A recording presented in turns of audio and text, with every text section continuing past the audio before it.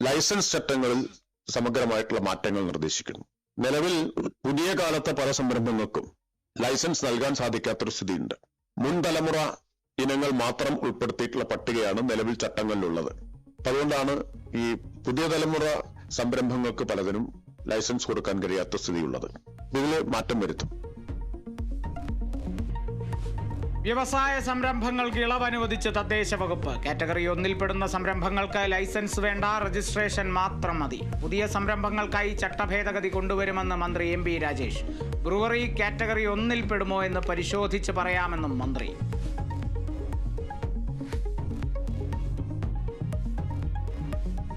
Palakkad Elappully brewery വിവാദത്തിൽ മുഖ്യമന്ത്രിയുമായി പരസ്യ സംവാദത്തിന് തയ്യാറെന്ന് VD സതീശൻ. തീയതിയും സമയവും കുറിക്കാൻ പ്രതിപക്ഷ നേതാവിന്റെ വെല്ലുവിളി. നിലപാടില്ലാത്ത പാർട്ടിയായി CPI മാറിയെന്നും വിമർശനം. CPIയും RJDയും LDF യോഗത്തിൽ നിലപാട് മറന്നെന്ന് രമേശ് ചെന്നിത്തല. സായിപ്പിനെ കണ്ടപ്പോൾ കവാത്ത് മറന്നുവെന്ന് പരിഹാസം.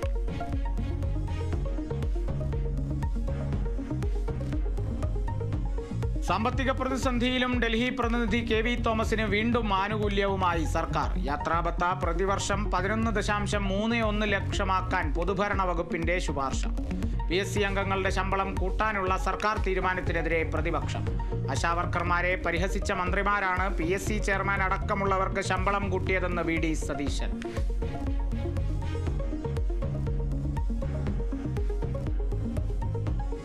ഉന്നത വിദ്യാഭ്യാസ രംഗത്ത് സംസ്ഥാനങ്ങളെ പൂർണ്ണമായും ഒഴിവാക്കാനാണ് UGC ശ്രമിക്കുന്നതെന്ന് മുഖ്യമന്ത്രി. ഫെഡറലിസത്തെ തകർക്കുന്ന കരട് നിയമങ്ങൾക്കെതിരെ പ്രതിഷേധമുയരണം. ഗവർണർമാർ സംസ്ഥാന സർക്കാരുകളെ സമ്മർദ്ദത്തിലാക്കാൻ ശ്രമിക്കുന്നുവെന്നും പിണറായി വിജയൻ. ഉന്നത വിദ്യാഭ്യാസ ദേശീയ കൺവെൻഷനിൽ കേരള, കണ്ണൂർ ആരോഗ്യ സർവകലാശാല VC-മാർ പങ്കെടുത്തില്ല.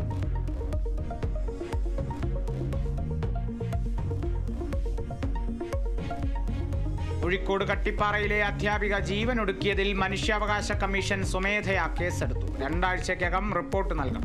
അധ്യാപികയുടെ നിയമനത്തിന് സർക്കാരിന്റെ അനുമതിയില്ല. വിദ്യാഭ്യാസ വകുപ്പിന്റെ റിപ്പോർട്ട് പുറത്ത്. നിയമനത്തിന് 13 ലക്ഷം കോഴ നൽകിയെന്ന് കുടുംബം. നിഷേധിച്ച് താമരശ്ശേരി അതിരൂപത മാനേജ്മെന്റ്.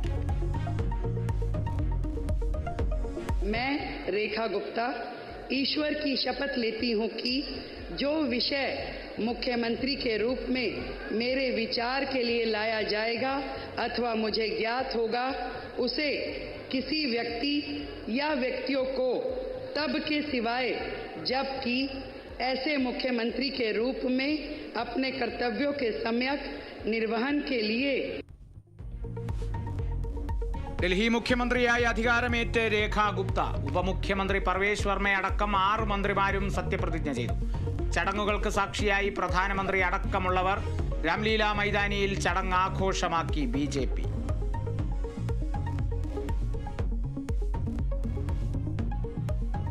OTT പ്ലാറ്റ്ഫോമുകൾക്ക് മുന്നറിയിപ്പുമായി കേന്ദ്രം. 2021 IT നിയമത്തിലെ ചട്ടങ്ങൾ പാലിക്കണം. ചട്ടങ്ങൾ പാലിച്ചില്ലെങ്കിൽ കർശന നടപടിയെന്ന് വാർത്താ വിതരണ മന്ത്രാലയം.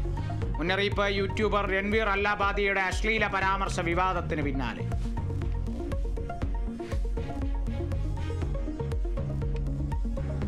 നാവികസേനയുടെ സുപ്രധാന വിവരങ്ങൾ പാക് ചാര സംഘടനയ്ക്ക് കൈമാറിയ കേസിൽ മലയാളി അടക്കം 3 പേർ പിടിയിൽ. മലയാളിയായ PA അഭിലാഷിനെ NIA അറസ്റ്റ് ചെയ്തത് കൊച്ചിയിൽ നിന്ന്. കേസിൽ ഇതുവരെ പിടിയിലായത് 8 പേർ.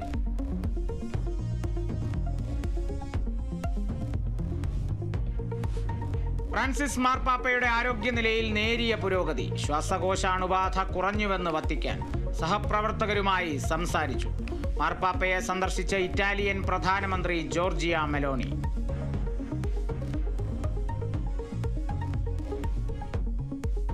കാസർകോട്ടെ എൻഡോസൾഫാൻ ദുരന്തബാധിതർ വീണ്ടും സമരത്തിലേക്ക്. ദുരന്തബാധിത പട്ടികയിൽ നിന്നും ഒഴിവാക്കപ്പെട്ടവരെ തിരിച്ചെടുക്കണമെന്ന ആവശ്യം.